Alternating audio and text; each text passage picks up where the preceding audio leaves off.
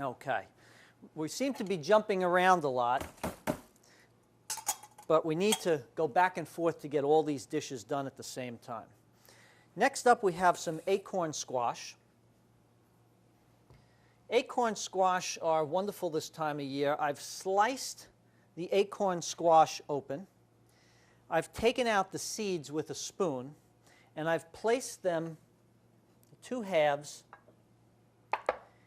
in a pan, a little bit of brandy and water, covered it with some foil, and placed them in the oven to roast and cook. This one is already done, and the way you know that they're done is when you can pierce it very easily with a fork or a knife. It's the same technique as testing for a potato being done, or if you're cooking some carrots. Along with the acorn squash, we're going to caramelize some apples. So for that process, we keep some lemon handy so that while we're cutting our apples, we can sprinkle some lemon juice on them to avoid them from turning brown. We're going to use a similar technique with the apples that we used with the pears to extract the seeds. Again, we're using a melon baller.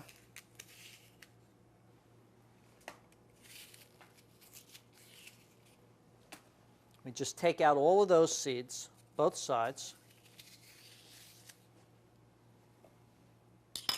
Then with our paring knife, we want to just cut the two core ends out.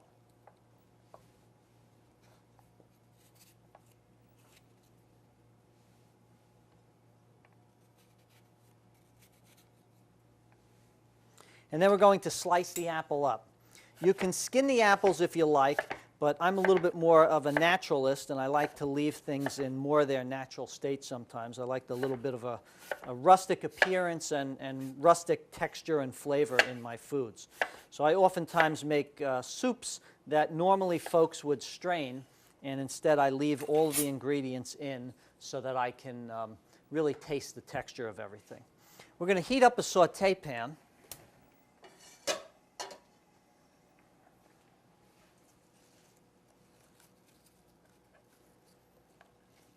Going to throw our apples in.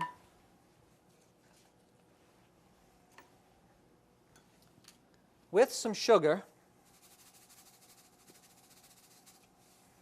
and a little bit more of that white Zinfandel wine. You can choose the white Zinfandel, or you can utilize a dessert wine. Changing the wine in this will, of course, change or enhance the flavor.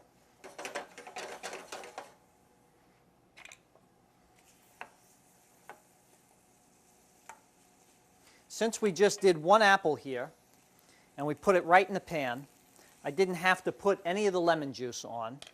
But if we were to do multiple apples, that's when we start squeezing our lemon juice and tossing them so that the apples don't oxidize and turn brown. I'm going to add a little bit more sugar to this.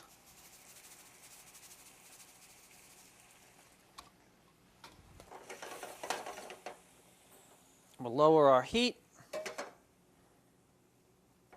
and we'll go on to our next dish. Next up, we're going to start with our chestnut and sausage stuffing.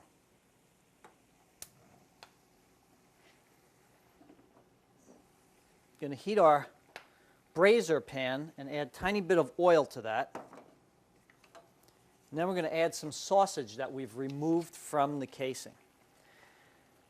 While stuffing tastes wonderful while it's cooked in your bird,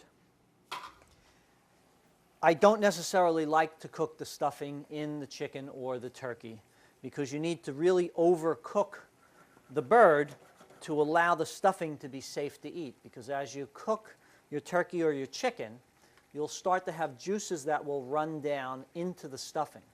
And to get that stuffing, which is way in the center of the turkey or the chicken, to the proper temperature to be sure that any bacteria is killed, you certainly overcook the rest of the bird. So I forego the little extra flavoring imparted by the stuffing into the bird, or the bird that imparts it into the stuffing. and I just make mine separate in a casserole pan. Then I can enjoy a very juicy turkey or chicken.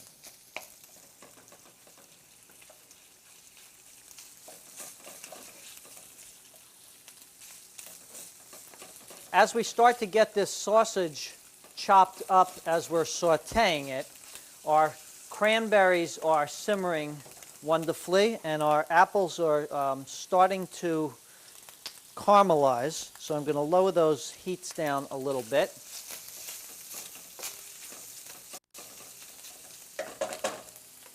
Next, we need to add a little bit of onion into this stuffing.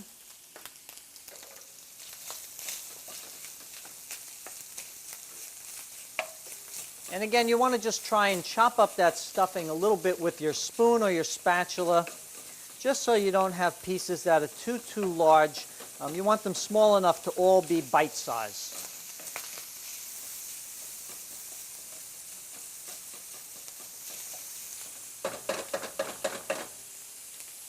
Next, we have some chestnuts that I'm adding. These chestnuts have been roasted and peeled. You see they're cut. We make little cuts in the chestnut. I sprinkle them with a little water to give them a little moisture. I put them in a pan and we slip them in the oven. And then we peel them and chop them when we're ready to use them for this dish. So we have our sausage, we have our onion, we have our chestnuts. We're going to add some golden raisins.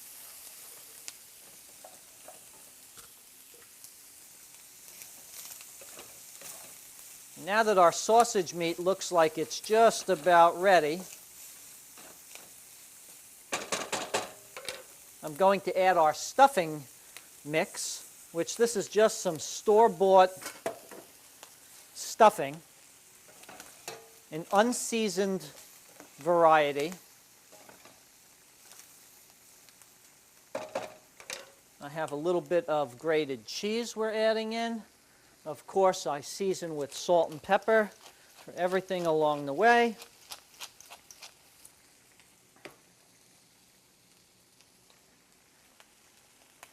Want to be careful not to put too much salt in the beginning, as the sausage carries an awful lot of salt with it. And now, last but not least, we have to add our moistening ingredient, which is some homemade chicken stock.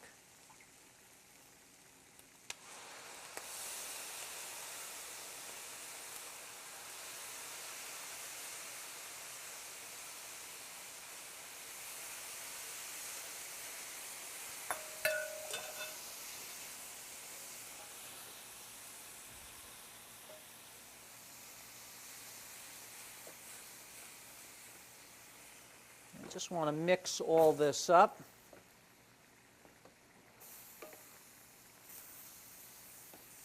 To get all of our stuffing mix moistened with the stock.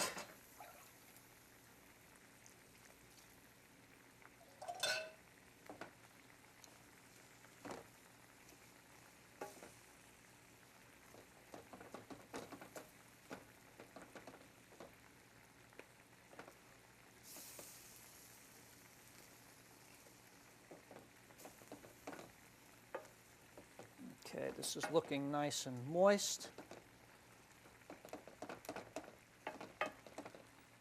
Just going to even it out in the pan.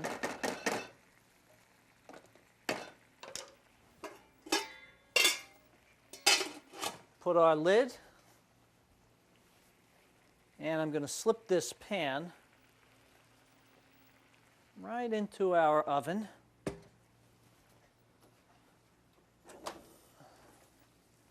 Where our Brussels sprouts are cooking.